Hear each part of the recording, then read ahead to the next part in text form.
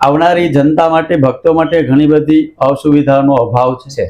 જેમ કે જે વખતે કોઈ ટેકનોલોજી યુગ નથી એ વખતે જો ત્યાં પગથિયા બની શકતા હોય તો અત્યારે પાણી કેમ ન જઈ શકે?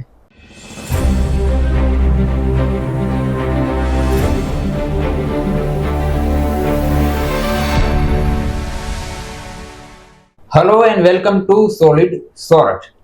આજે આપણે વાત કરીશું એક એવા સંત હારે જેઓ ગિરનારને પ્રત્યક્ષ રૂપે રોજ જુએ છે, જેઓ ગિરનારના સાનિધ્યમાં રહે છે. અને આમ પણ કહેવાય છે ને કે સંતો વૃક્ષો જેવા હોય છે, જેઓ હંમેશા પરોપકારનો ભાવ રાખતા હોય છે. જી હા, અત્યારે આપણી હારે છે મહાદેવગીરી બાપુ. બાપુ, સૌપ્રથમ તો સ્વાગત. અને આપણે સોરઠની વાત કરવી છે. સોરઠની ખૂબી અને ખાસિયત તમારા મતે શું એ પણ જાણશું, પણ પેલા એ જણાવો કે ગિરનારની આધ્યાત્મિક શક્તિની જો વાત કરીએ તો એક અલગ ચેતના, અલગ ઉર્જા એવું તમામ લોકો કહે છે. તમારા માટે એવી કઈ શક્તિ અને ઉર્જા ગિરનારને બીજાથી અલગ કરે છે? ઓમ નમઃ શિવાય. ઓમકાર બિંદુ સંયુક્તમ નિત્યમ ધ્યાયન્તિ યોગિનઃ કામદમ મોક્ષદમ ચૈવ ઓમકારાય નમો નમઃ. આપનો ખૂબ સરસ પ્રશ્ન છે અને આ પ્રશ્નથી ઘણા બધા લોકોને ગિરનારનો એક સાચો અનુભવ થશે. ગિરનાર એ માત્ર એક પહાડ નથી.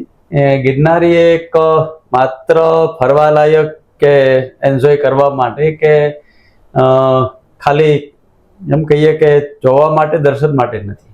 ગિરનાર એક આધ્યાત્મિક ઉર્જા છે. ગિરનાર એક આધ્યાત્મિક પહાડ છે. ગિરનારમાં એક એવી કોસ્મેટિક એનર્જી છે.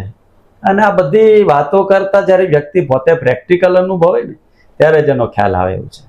વાતો કરવાથી તે કદાચ આપણે એ વાતનો ખ્યાલ રહે, પણ અનુભવ તો નિજનો જ હોય છે, પોતાનો જ હોય છે. કારણ કે ગિરનારમાં ભગવાન દત્તાત્રેયથી લઈ અને આદ્યશક્તિમાં જગદંબા, નવનાથ, 84 સિદ્ધો અને નરસિંહ મહેતા સુધી તમે વહી આવો તો એટલા બધા સિદ્ધો, સંતો ને મહાપુરુષો થયા કે એના તપથી આ તપેલી ભૂમિ છે.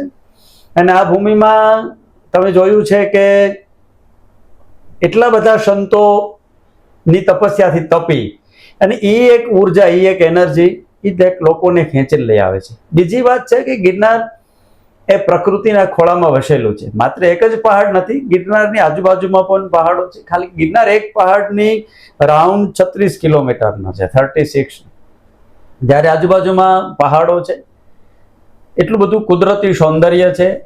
અને હું તમને એક સાધુની વાત કહું તો ગિરનાર ઉપર એક ગિરનારી ગુફા છે જે શેષાવન ભરતપરની વચ્ચે આવેલી છે. ત્યાં એક ટાટંબરી બાપુ કરીને એક સિદ્ધ સંત રહેતા હતા, જેને અમે જોયા છે, દર્શન કર્યા છે, અનુભવ્યા છે. અને ત્યાંથી સીધા જ હનુમાનધારા થઈ અને જીના બાવન વડી પગદંડીથી જઈ શકાય. અને ત્યાં થઈ અને આખા ગિરનારની પરિક્રમા કરે અને પછી નીચેથી ફૂલ લઈ અને દત્તાત્રેય ગુરુ શિખર જાય, ત્યાં ભગવાનની પૂજા કરે, કમંડલ કુંડમાં પ્રસાદ લે અને પાછા પોતાની જૂની સીડી થઈ અને એ પોતાના સ્થાને આવી જાય. આ સાંજને એનો ક્રમ પૂરો થાય, ફરી સવારે શરૂ. આ રાઉન્ડ 12 વર્ષ સુધી ચાલ્યો. એટલે આવા કેટલાય સિદ્ધો છે. ત્યાં તો એક સાધુની વાત છે, એવા અમૃતગીરી બાપુ કમંડલ કુંડમાં એવા સિદ્ધ પુરુષ થયા, આનંદ ગુફામાં પૂજ્ય બાલકૃષ્ણગીરી બાપુ એવા સિદ્ધ થયા, મહાકાલ બાપુ એવા કેટલા બધા સંતોને જે અમે જોયા છે. અમારી પહેલા પણ આ તો લાખો વર્ષ જૂનો ગિરનાર છે. એટલે આ તો સંતોથી તપેલી ભૂમિ છે અને પ્રકૃતિના સાનિધ્યમાં છે. તમે જોયું છે દરરોજ સવાર અને સાંજ એટલા બધા ધૂપ, દીપ, પ્રાર્થના, ભજન અને ભોજન છે, જ્યાં લોકોને શારીરિક અને માનસિક બંને તૃપ્તિનો અનુભવ થાય છે. એટલે જ્યાં શાંતિ મળે ને ત્યાં તો એનર્જી હંમેશા પોઝિટિવ એનર્જી હોય છે અને એ જ એનર્જી લોકોને અહીં સુધી ખેંચીને લઈ આવે છે. બિલકુલ. અને આમ પણ ગિરનારને સાધુનું પિયર પણ કહેવાય છે. પણ બાપુ, ઘણીવાર આપણે જોતા હોઈએ કે આ આધ્યાત્મિક શક્તિ, આ ગિરનારની અને ખૂબીઓ, એના બદલે જ્યારે વિવાદને લઈને ગિરનાર ચર્ચામાં આવતો હોય, હાલમાં જ આપણે એક આવું જ વિવાદ તાજેતરમાં જ જોયું. કેટલું દુઃખ થાય કે આ પ્રકારના ચર્ચાને કારણે ગિરનારની નકારાત્મક બાબતને લઈને ચર્ચામાં આવે. અને આવું ન થાય તે માટે સરકાર, સમાજ અને આપણે બધાએ મળીને સાથે શું કરવું જોઈએ? આમ તો બે ભૂમિકામાં તમને વાત કરું તો મુખ્ય લડતનું કારણ છે કે જેમ આપણે સમુદ્ર મંથન થયું ને સમુદ્રમાં મંથનનું મુખ્ય કારણ હતું કે અમૃત મળે, જી પણ અમૃત મેળવવા માટે પોતે લાયક પણ બનવું પડે. લાયક અમૃત મળી જાય પણ લાયકાત ન હોય તો, લાયકાત વગર મળી જાય તો પણ નકામું છે. અનધિકારમ ચેષ્ટામ ન કુર્યાત, અધિકાર વગરની તમે ચેષ્ટા કરો તો જેમ એક રિવોલ્વર હોય કોઈ બાળકના હાથમાં આવી જાય તો એ અનર્થ સર્જી શકે. એમ પોતાના અસ્તિત્વની લડાઈ વ્યક્તિ લડતા હોય પણ એને જ્યારે સાત્વિકતાની વાત આવતી હોય, જ્યારે પવિત્રતાની વાત આવતી હોય ત્યારે એક લડાઈ શરૂ થતી હોય છે. બીજું કારણ છે કે દરેકની એક એમ હોય કે આ વસ્તુ અમારી પાસે આવે. અનાદિકાળમાં પણ દેવો અને દૈત્યોની લડત હતી જ. અગાઉ પણ વિશ્વામિત્ર અને વશિષ્ઠની પણ એક લડત હતી.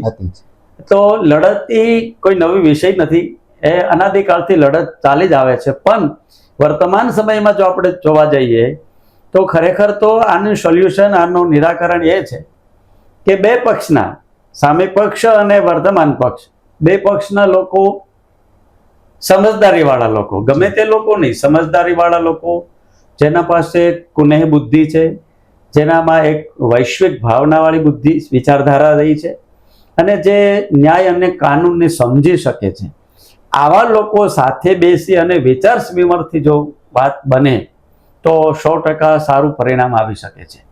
કારણ કે એવું કોઈ નિયમ છે જ નહીં કે એનું પરિણામ ન હોય, પણ પરિણામ ચોક્કસ હોય છે. પણ પરિણામ હંમેશા સારા માણસો જ લઈ આવી શકતા હોય છે.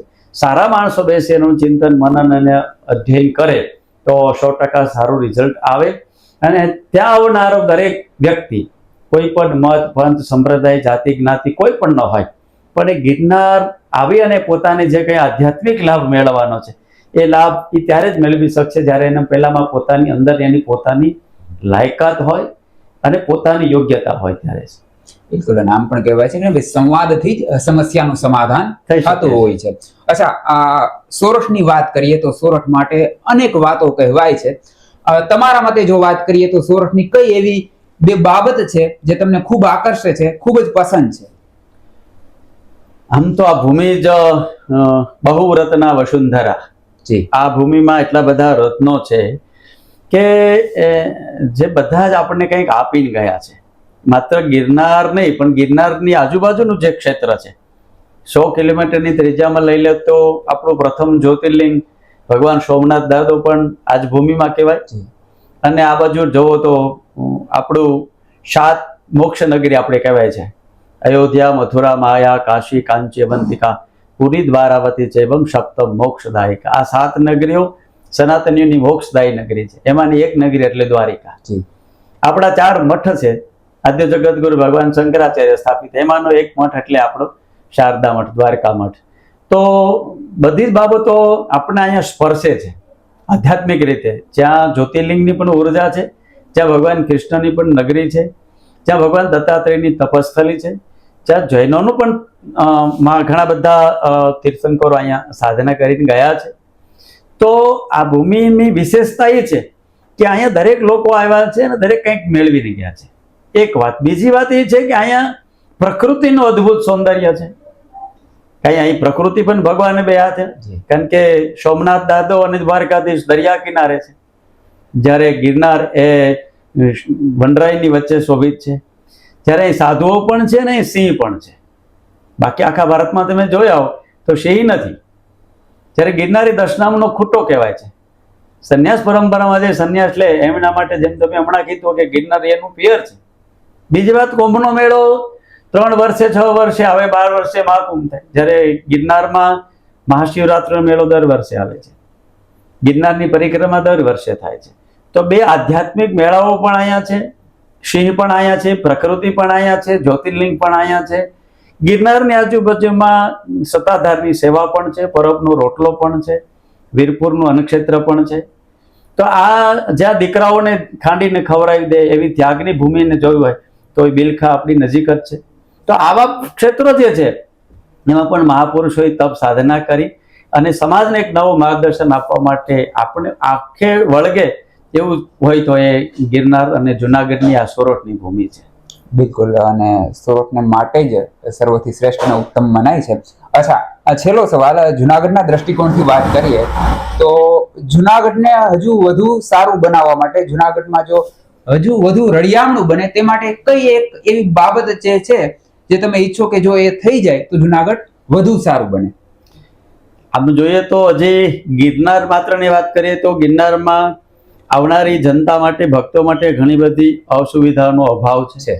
જેમ કે જે વખતે કોઈ ટેકનોલોજી યુગ નથી એ વખતે જો ત્યાં પગથિયા બની શકતા હોય તો અત્યારે પાણી કેમ ન જઈ શકે? તો આજની તારીખમાં પાણીની મોટી સમસ્યા છે. જે લોકો યાત્રિક ગિરનાર ઉપર જાય છે એને થાક ખાવો હોય, થાક્યા હોય, કારણ કે 10,000 પગથિયા ચડવા છે તો બેસવા માટેની કોઈ વ્યવસ્થા નથી.